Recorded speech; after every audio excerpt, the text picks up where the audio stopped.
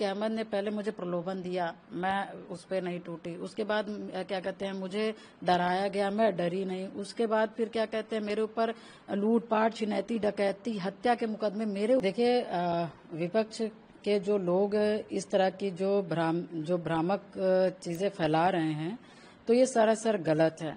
जितना मैंने राजू पाल जी के लिए जाना है और जितना मैंने उनके लोगों और उनके परिवार से जाना है, क्योंकि मुझे उनके लिए लड़ाई लड़नी थी तो मुझे खुद स्वयं जानना था कि वो कैसे थे, तो जितना मैंने जाना, राजू पाल जी अतीक अहमद के लिए कभी काम नहीं किए और वो किसी के लिए काम नहीं किए। वो अपने उमरपुर नीवा जो गांव है जहां पे उनकी जन्म हुआ था, वहां के लिए वो काम किए, लोगों के लिए काम किए, वहां पर माताओं बहनों के लिए काम किए।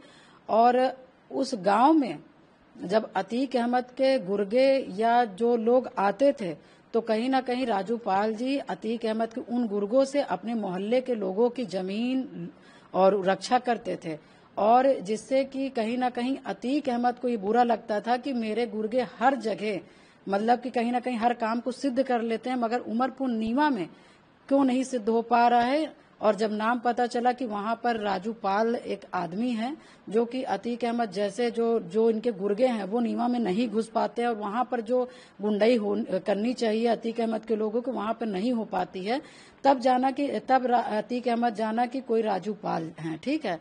और उसके बाद जब अतीक अहमद जाना कि राजू पाल तेज तर्राक और निष्ठावान व्यक्ति है, तो अतीक अहमद अपने लोगों से राजू पाल जी को बुलवाना चाहा, मगर राजू पाल जी किसी के संगति पे काम करने वाले लोग नहीं थे, क्योंकि वो बदमाश टाइप के लोग नहीं थे कि राजू पाल जी क्रिमिनल थे या पैसा लेकर उन्होंने किसी को मारा हो या हत्या किया हो। 20.5 साल का जीवन हो गया है मेरा, किसी ने एक आदमी हमको या कहीं पे भी एक लेटर लिख करके दे दे या बता दे कि राजू पाल जी ने किसी की जमीन ही हड़पी थी या राजू पाल जी ने किसी की क्या कहते हैं फर्जी मतलब कि किसी के साथ कोई कांड किया था। एक एप्लीकेशन आज तक 20.5 साल का राजनीतिक जीवन हो गया, कभी नहीं किसी ने दिया।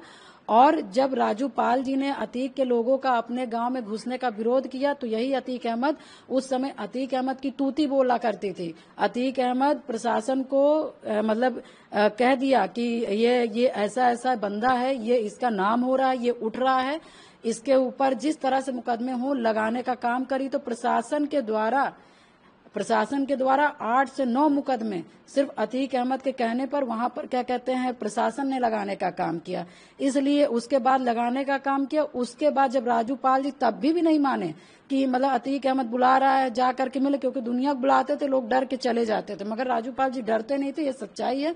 इसलिए अतीक के पास नहीं गए। जब अतीक के पास नहीं गए तो यही अतीक अहमद ने सारे मुकदमे लगवा करके राजू पाल जी के ऊपर गैंगस्टर के मुकदमे लगवा दिए और हिस्ट्री सीटर का मुकदमा लगवा दिया।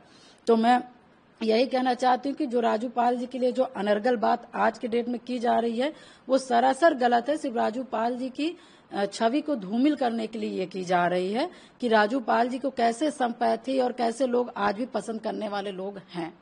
मैं यही बोलना चाहूंगी। देखिए, मैं यही कहना चाहूंगी कि विपक्ष और समाजवादियों के पास तो कुछ बचा नहीं है मेरे खिलाफ में कुछ बोलने के लिए, क्योंकि मेरी लड़ाई न्यायहित है। मैंने न्याय के लिए लड़ाई लड़ने का काम किया है। तो जो आज इस तरह से अनर्गल बातें चल रही हैं, तो पहली बात तो मैं बता दूं कि मेरी बहुत छोटे उम्र में शादी हो गई, जो कि मैं 20.5 साल मुझे हो गया राजनीति करते हुए। मेरे पिताजी के रहते, मेरे चाचा जी के रहते, मेरे भाई के रहते, हम ही नहीं, हम 4 बहनें थे।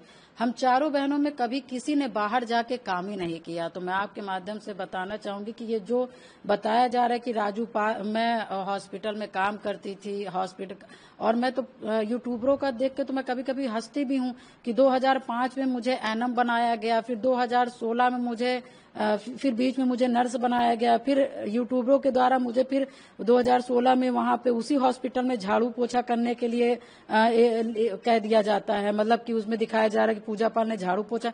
तो आप झूठा लिखेंगे तो कहीं ना कहीं किरदार को मेरा चेंज कर देंगे, मगर मैं ये कहना चाहूंगी आपके चैनल के माध्यम से कि पूजा पाल ने कभी अपने जीवन में कभी भी हॉस्पिटल में काम करने किसी भी प्रकार का काम नहीं की। बस मेरी शादी हुई उसके बाद फिर हमने संघर्ष करने का काम किया। और राजू पाल जी से जब मैं काम नहीं करती हूँ तो राजू पाल जी से वहां कैसे मुलाकात हो जाएगी, कोई सवाल ही नहीं है।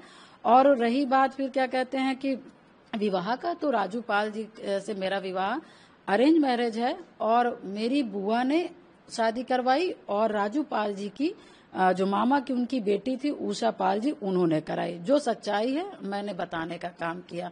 कोई हॉस्पिटल में काम नहीं करते थे, कोई वहां पर देखने नहीं गया, ना कोई सुनना। हमारा शादी प्योर अरेंज मैरिज है।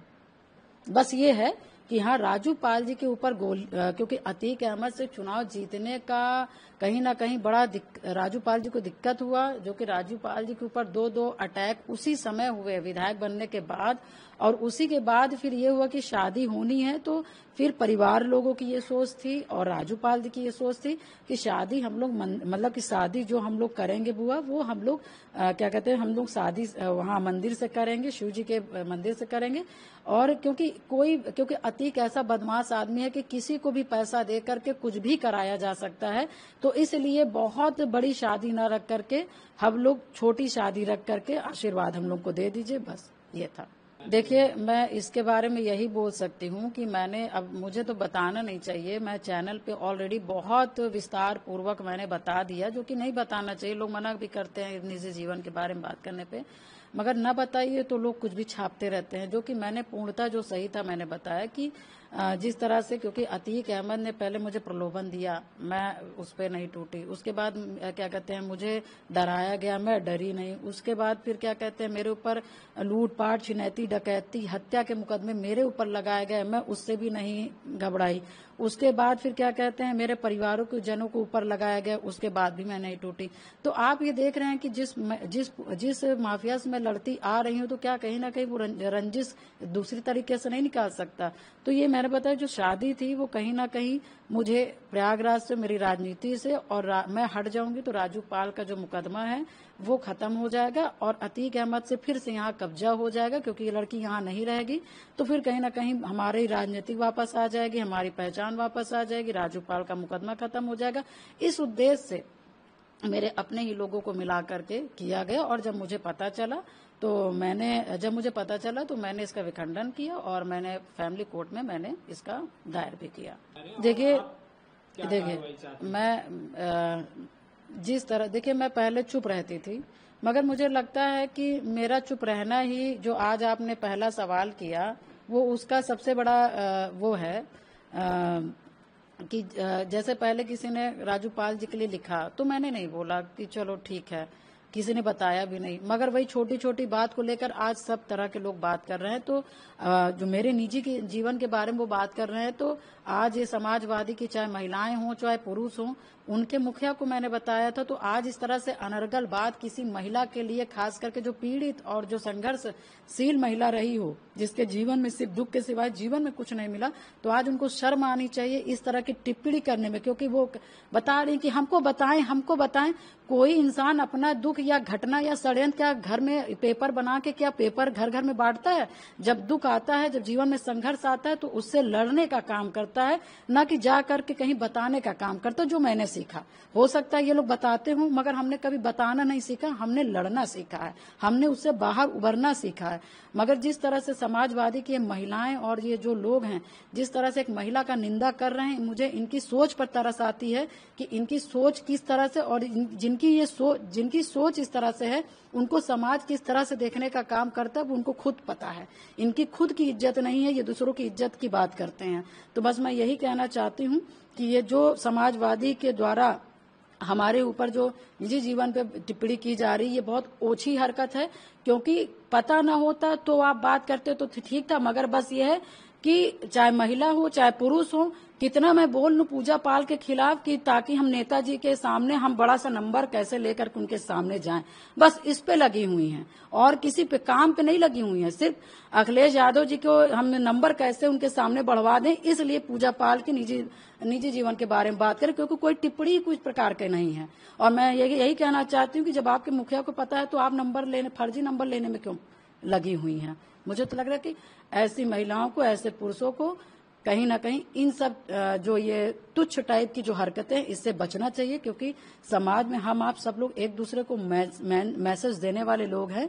कहीं ना हमसे समाज कुछ सीखने का काम करता है। और देखिए, षड्यंत्र, परेशानी, संघर्ष, घटना, ये किसी के भी जीवन में आ सकता है, चाहे वो राजनीतिक व्यक्ति हो, चाहे वो सामाजिक व्यक्ति हो, चाहे वो बिजनेसमैन हो और चाहे वो कोई किसी तरह का व्यक्ति हो। ये सारी घटनाएं जो होती है वो किसी भी के जीवन में घट सकती, किसी एक का नहीं कि एक ही के ऊपर घटा है। और जिस तरह से हमारे ऊपर टिप्पणी की जा रही है, हम इनके यहाँ की टिप्पणी करना चालू कर देंगे तो इनकी संस्कृति, इनके परिवार लोगों ने क्या सिखाया मुझे नहीं पता है, मगर मैं जानती हूँ कि मेरे परिवार के लोगों ने कभी ओछी हरकत करना नहीं सिखाया। तो मैं इनके बारे में बहुत कुछ नहीं बोलना चाहूंगी, बस ये कहना चाहूंगी कि एक जो पीडीए का जो पाठशाला ये लगाए हैं, इससे अच्छा है कि पहले पीडीए के पाठशाला से अच्छा है कि पहले ये लोग अपना एक पाठशाला लगा करके पढ़ने का काम करें कि हमें महिलाओं को कैसे इज्जत देनी है। तो क्या इन सब चीजों को लेकर आप आगे कार्रवाई या किसी से शिकायत कर रहे थे? हाँ बिल्कुल, देखिए क्योंकि मैं जिस तरह से देख रही हूँ कि दिन पे दिन से भी है, लोग अपना नंबर बढ़ाने के लिए कुछ भी बोल जा रहे हैं। तो मैंने शासन में और मैंने डीजीपी साहब के यहाँ मैं गई और उनसे मैंने पूरा लिखा पढ़ी कर कि जिन्होंने जैसे उल्टे सीधे, देखिए मेरे जीवन के बारे में आप सही लिखिए, मैं गरीब परिवार से थी, मेरे पिता दुकान चलाते थे, मेरे पिता साइकिल की दुकान थी, उसमें हवा पंचर सब काम होगा, मगर आप इसको लिखिए जो सही है। मगर आप किसी के बारे में गलत और अफवाह जो मतलब कि जो जीवन में हमने किया ही नहीं आप उसको वो करेंगे तो ये गलत बात, उस पर मैं टिप्पणी करूंगी, उसका विरोध करूंगी। और मैंने शासन में मैंने डीजीपी को लिख करके दिया है और इसको कहीं ना कहीं इस पर संज्ञान लिया जाएगा और जो भ्रामक और जो गलत तरीके के तथ्यों को दिखाएगा उसके ऊपर कार्रवाई भी की जाएगी। ये मैं मांग करती हूँ शासन और डीजीपी से।